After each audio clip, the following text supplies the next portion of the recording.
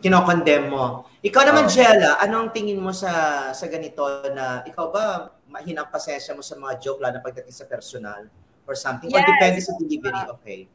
Ayoko nang gino-joke ako lalo na pag sobrang personal. Deserve ni ni Chris for me. Kasi hindi lang isang beses niya ginawa, sinabi yung syempre, may sakit yung asawa ni Will, di ba? Tapos, sabihin niya, ganon, inulit niya pa, parang pinapamukha niya talaga sa mga tao. Sinabi niya na okay na sana, inulit niya pa. Di sinapak siya, bagay nga siya. Affected si Jel. Hindi naman hindi kasi, for me kasi dapat may mga may mga boundaries lang ng joke and dapat alam mo yung joke na sinasabi mo and lalabas ng bibig mo kasi hindi lahat yan is, alam mo yun, acceptable sa taong sinasabihan mo or sa partner na partner niya, di ba? So, hindi talaga may iwasan yan.